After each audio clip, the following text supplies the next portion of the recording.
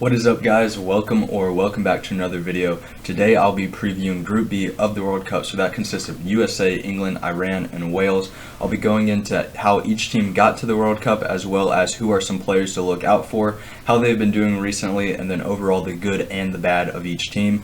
With that being said, let's go ahead and get into the video.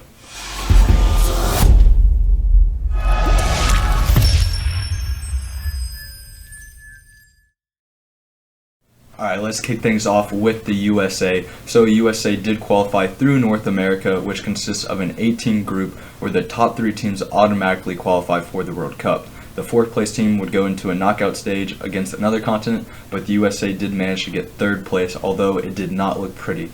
They dropped points to every single team in the group except for Honduras, and even dropped points to Canada twice. So what's their expectations for this World Cup? Now, it's going to be really close between them and Wales fighting out for that 2nd place spot. Depending on what website you go to, people think USA will get 2nd or they'll think Wales get 2nd. It really is a toss-up, and that is going to be the first game that they play on November 21st. So I think if USA is able to beat Wales in that first game, they're going to be good. They're going to qualify to the round of 16. If they lose to Wales, I don't think they'll get through. If it's a tie, it's just going to be a waiting game to see how things play out. So who is the player that gives the USA the best chance of getting out of this group? Well, I think that player is going to be Christian Pulisic.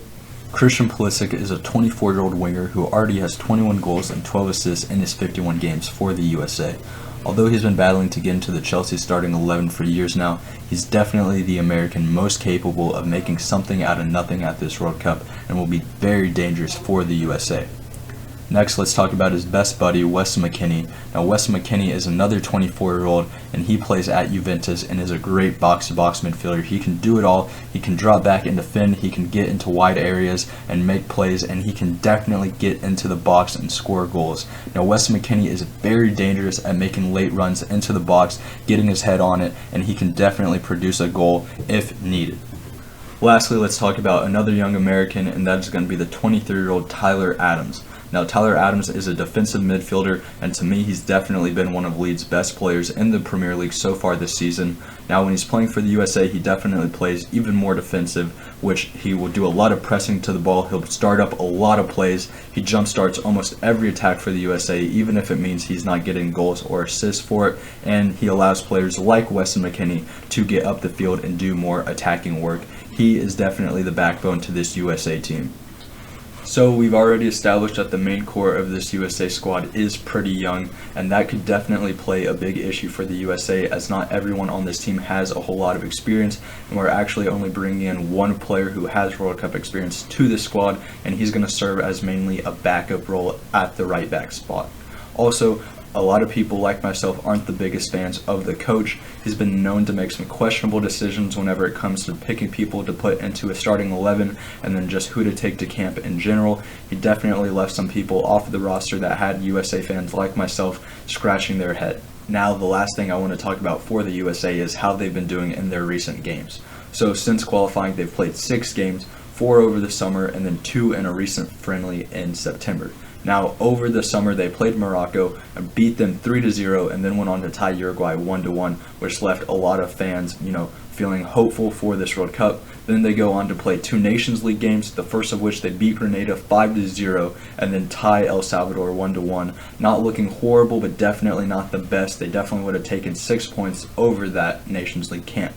Now, most recently, they played Japan and lost to them 2-0, and then drew to Saudi Arabia 0-0. Now, watching these games as an American fan, it was very clear to me that there are a lot of issues going on attacking-wise, and if we're going to be able to get out of this group, we are definitely going to have to look more dangerous on the attack. But that is going to be it for the USA, so let's go ahead and move on over to England. Alright, so let's move on to England and how they got here. To qualify for the World Cup, they were in a group with Poland, Albania, Hungary, Andorra, and San Marino. The way the European system works is whoever gets first place in the group automatically goes to the World Cup, while the second place team has to go to a knockout phase. Poland won the World Cup, or won their group to go to the World Cup pretty easily, getting 8 wins and 2 draws, 1 to Poland and 1 to Hungary. So what are their expectations now that they're in the World Cup? Well, they're actually one of the favorites to win the whole World Cup, as well as huge favorites to get out of the Group B and probably be the first team in the Group B. So who is a part of their success? The first player I want to talk about is going to be Harry Kane. Harry Kane is one of the best goal scorers of all time, and he comes into this tournament only 3 goals shy of breaking England's all-time top goal scoring record. And you can bet that he will be betting on himself this World Cup to break it. Moving on to Jude Bellingham. Now, Jude Bellingham is a 19-year-old who finished second in the Golden Boy Award this year. That is an award given to the best under-21 player throughout that year. Now, most people would have said that he deserved to win it. However, he did come second, like I said, but he's been a lock-in starter for England's national team ever since Southgate took the job. He's likely to be the next player to get a transfer for over $100 million, and he's just someone that you can expect to do pretty good for England at this World Cup. Now, the last player who I think is going to do good for England is going to be Raheem Sterling. Although he hasn't done great at Chelsea this season, he is a very high-performing winger. He's been a world-class player for many years now and is just always performing for England. He went to the 2014 and 2018 World Cup, and under Southgate, he's been one of the top scorers for England. You can definitely expect him to be dangerous this World Cup. So, I have been hyping up England a lot, but everyone knows that England always underperforms at these big tournaments, and coming into this World Cup, they really don't look that scary, and that's because in the 6 Nations League games that they have played since qualifying, they have managed to not get a single win in any of them. They got 4th place, which means they're going to get relegated for the next Nations League, getting 3 draws and 3 losses. So they definitely are a beatable team, but they still are heavy favorites going into this World Cup. Alright, so now let's talk about Wales and how they got here. Obviously, they also qualified through Europe like England. However, they did not get the top spot in their group. They actually got second, which means that they had to go through a knockout phase where they had to beat Austria and Ukraine to get to the World Cup. A lot like USA, they're expected to get 2nd or 3rd place. Depending on the media outlet, it's going to be really close. Like I said, they play USA that very first game of the World Cup, November 21st. Whoever wins that game is most likely to get through. If there is a tie, then we're going to be holding on to our seats. It's definitely going to come to the final game of that group. So the first person I want to talk about is going to be the person who actually scored all 3 goals in the knockout phase to get them to the World Cup, and that is going to be Gareth Bale. The 33-year-old can play right wing or striker for Wales. Now, he's not a world-class player anymore, but he definitely used to be back when he played for Tottenham and Real Madrid. He's a 5-time Champions League winner, and although he has recently come to the MLS where he didn't play that much for LAFC, he did help score in the final, which helped them lift the MLS trophy. He scored 386 combined goals and assists in his career, and he's definitely still going to be able to produce for Wales at this World Cup. Also, he's only 1 game away from being Wales' most capped player of all time, so you can definitely expect him to be tying that record against USA on November 21st. The next Wales player is going to be Aaron Ramsey, who is another box-to-box midfielder, kind of like Weston McKennie. Funny story, when Weston McKennie went to Juventus, he actually took a lot of Aaron Ramsey's minutes. Aaron Ramsey ended up getting a loan over to Rangers, and he now plays in the French league.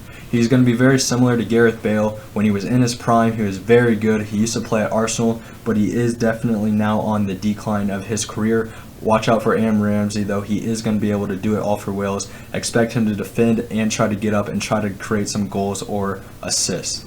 The last key player for Wales is going to be the man playing in between the sticks, 35-year-old goalkeeper Wayne Hennessy. Now, Wayne Hennessy has currently spent 12 years in a row at the Premier League, where he currently serves a backup role for Nottingham Forest. He has played 106 games for Wales, which is actually only 2 short off from Bale. So Bale will probably break the record for Wales caps at this World Cup, and then Wayne Hennessy won't be too far behind him. Now, another guy, 35-year-olds, all 3 of these key players are very old players. Whenever they play USA, it's going to be Wales who are bringing in a lot of older guys, veterans, towards the end of their career, versus newcomers at USA who are younger, just getting their career started but don't have the experience. It'll definitely be a fun game to watch. Wales definitely seems very strong so far, but don't get me wrong, they definitely do have some weaknesses. Now, the biggest issue for me is going to be their lack of depth. Most of their starting 11 are going to be very good players like the guys I've mentioned before. However, you can definitely expect 1 or 2 guys to be starting who are guys in the 2nd or even 3rd tier of English football, and that is basically what their whole bench looks like too. They've even brought a few guys who are in the 4th tier of English football. So while they do have some good players, the squad definitely is not that deep. Also, very similar to England, Wales comes into this World Cup with very poor form in the Nations League. They have been relegated just like England, only managing to get 1 point in their 6 games. So although they do have a lot of talent, they come into this group just like every other team with a lot of struggles, and teams are going to hope to take advantage of that. Now, obviously, the last team to talk about in this group is going to be Iran. Now, Iran did qualify through Asian qualifying in order to get into this World Cup. They only dropped points twice, both times to South Korea. However, they did still manage to finish above them in the group and get one of the 2 automatic qualification spots to qualify for this World Cup. How are they expected to do now that they're in the World Cup? Well, they are expected to get last in this group. However, they definitely can make something happen, as they do have a lot of attacking firepower. The main guy is going to be the Porto striker, Taremi. Taremi is off to a great start this season for Porto. He already has 6 goals in 13 games in the Portuguese league, but even more impressively, he has 5 goals in 5 games in the Champions League, and is definitely the Iran player most capable of scoring and helping Iran get out of the group. The next player is going to be Serdar Uzman, who currently is injured. He has a calf injury, hasn't been playing since early October, but he is another very good forward. He has 41 goals in his 65 games for Iran, and once he gets back to fitness, and if he is able to be playing, since he has already been called up to the roster, you would assume he's expected to play, just won't be fully fit. Once he is able to get on the field and be able to do what he does best, he definitely will be a very strong player for Iran.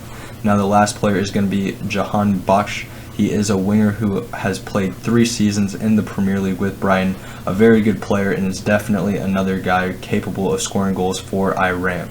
So the bad news is, even out of those 3 very good attackers, they have a combined 12 World Cup games together, but have managed to get 0 goals and 0 assists at the World Cup. They also did just recently hire an old coach back in September who coached them at the 2014 and 2018 World Cup, so I'm not really sure if this is a good or bad thing, getting a coach this close to the World Cup. However, he has coached them in the past. Lastly, they arguably have the worst midfield at all of Qatar and will not be having a lot of possession. But the teams that are going to be playing them can definitely expect to have the ball for most of the game. However, in good news, they do come into this World Cup with the best form out of any of the 4 teams into this group. Iran did play Algeria and lose 2-1 over the summer. However, things have gotten a lot better for them since then. They went on to beat Uruguay 1-0 and then tie Senegal 1-1.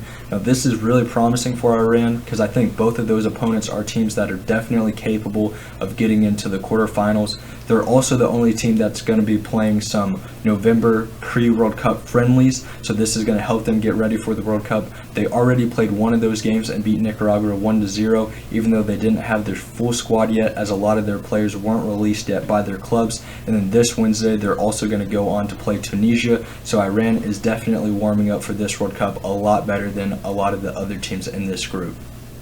Alright guys, I am going to wrap up this Group B World Cup prediction now. Let me know how you guys think that the group is going to end up. I'd love to see y'all's full prediction of Group B. And then if you are a USA fan like myself, let me know how far you think the USA is going to be able to go this World Cup. Do they go out at the groups? Do they go out round of 16? Or can they even make the final maybe? That is going to be the end of the video, and I'll see you guys next time.